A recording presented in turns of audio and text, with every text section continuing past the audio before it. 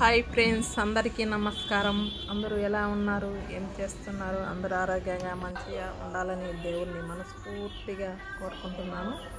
అందులో నేనుండాలి.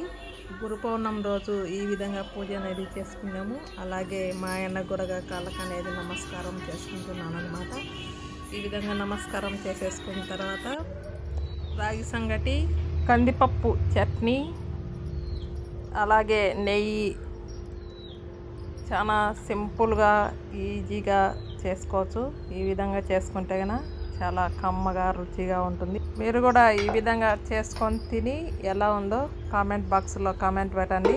ఈ విధంగా రాగి సంగటి, కందిపప్పు చట్నీ నెయ్యితో కలుపుకొని తింటుంటే కనుక మళ్ళీ మళ్ళీ తినాలనిపిస్తుంది. చాలా కమ్మగా రుచిగా ఉంటుంది. మీరు కూడా ఈ విధంగా చేసుకొని తిని తప్పకుండా కామెంట్ బాక్స్లో కామెంట్ పెట్టండి. ఇప్పుడు వీడియోలోకి వెళ్ళిపోదాం. ఇప్పుడు స్టవ్ మీద ఓ పక్కల రాగి సంగటి అనేది బియ్యం కడిగి శుభ్రం కడిగేసి వాటర్ పోసి పెట్టేశాను. అలాగే స్టవ్ మీద ఓ ప్యాన్ పెట్టేసి దాంట్లో ఒక 2 గ్లాస్ అన్ని కందిపప్పు వేసేసాను. అలాగే మన కారం సరిపడే ఎండుమిర్చి కూడా ఈ విధంగా వేసేసుకున్నాను అన్నమాట. చూడండి, ఒక సైడ్ వచ్చేసి సంగటికి బియ్యం అనేది ఉడుకుతున్నాయి. అలాగే ఈ విధంగా వేసుకున్న తర్వాత ఒక టేబుల్ స్పూన్ వచ్చేసి జీలకర్ర కూడా వేసేసుకోవాలి. అలాగే ఒక చిన్న నిమ్మకాయ సైజ్ అంతా చింతపండు నానబెట్టి పెట్టేశాను.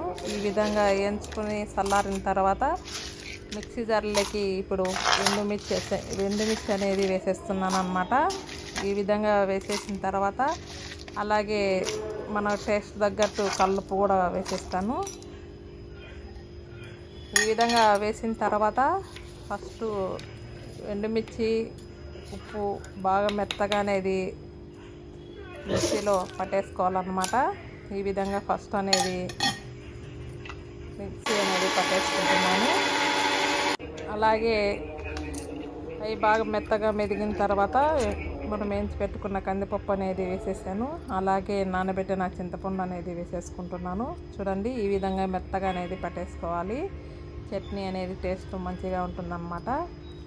ఈ విధంగా చింతపండు వేసేసి అలాగే కొన్ని వాటర్ వేసేసి ఈ విధంగా మెత్తగా అనేది పట్టేసుకోవాలి. మనకంగా ఉప్పు కారం సరిపోకుండా కానీ చూసి వేసుకోండి. ఈ విధంగా కందిపప్పు చట్నీ అనేది రెడీ అయిపోయింది. ఇప్పుడు బియ్యం కూడా మంచిగా ఉడికి దగ్గరికి అనేది వచ్చేసింది. చూడండి, ఈ విధంగా మెత్తగా ఉడికిన తర్వాతనే మనం రాగి పిండి అనేది వేసుకోవాలన్నమాట. ఈ విధంగా రాగి పిండి అనేది వేసేస్తున్నాను. రాగి పిండి వేసిన వెంబడే మనం కలిపేసుకోకుండా కొంతసేపు ప్లేటు వేసేసి ఆ తర్వాత వచ్చేసి మనం కలిపేసుకుంటే కనుక రాగి పిండి ఎంత మంచిగా కలిసిపోతుంది. రాగి సంగటి కూడా చాలా మంచిగా ఉంటుందన్నమాట. ఒక 3-4 నిమిషాలు ఈ విధంగా పిండి వేసిన తర్వాత పెట్టేశాను. ఇప్పుడు వచ్చేసి రాగి పిండి ఉడికిన అన్నం రెండు బాగా మంచిగా కలిపేస్తున్నాను అన్నమాట.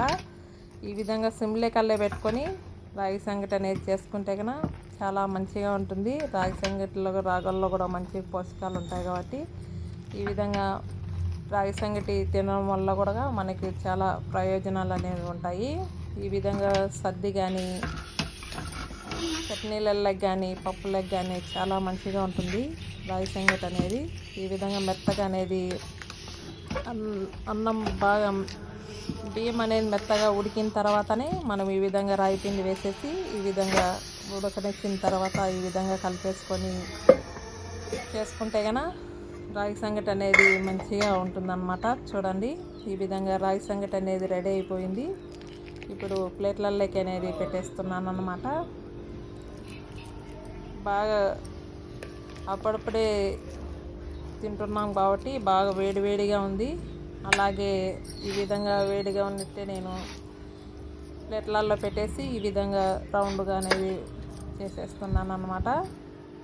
ఈ విధంగా చేసేసిన తర్వాత మధ్యలో ఈ విధంగా గుంతలాగా పెట్టుకొని చట్నీ వేసుకొని తింటుంటే మళ్ళీ మళ్ళీ తినాలనిపిస్తుంది. ఈ విధంగా తినడం ఎంతమందికి ఇష్టమో కామెంట్ బాక్స్లో కామెంట్ పెట్టండి. చాలా కమ్మగా రుచిగా ఉంటుంది అన్నమాట. చూడండి మంచిగా చట్నీ అనేది కూడా రెడీ అయిపోయింది. చట్నీ అనేది కూడా దీంట్లో ఇంకా మనకు ఉల్లిపాయ కావాలన్నా కానీ వేసుకోవచ్చు. ఈ విధంగా నేను ఉల్లిపాయ అనేది వేయలేదన్నమాట. సన్నగా కట్ చేసి వేసుకుంటే కనుక చాలా మంచిగా ఉంటుంది. మధ్య మధ్యలో నమిలి తింటుంటేనా ఈ విధంగా రెండు ప్లేట్లలో అనేది చట్నీ వేసేసాను. అలాగే నెయ్యి కూడా వేసేస్తున్నాను అన్నమాట.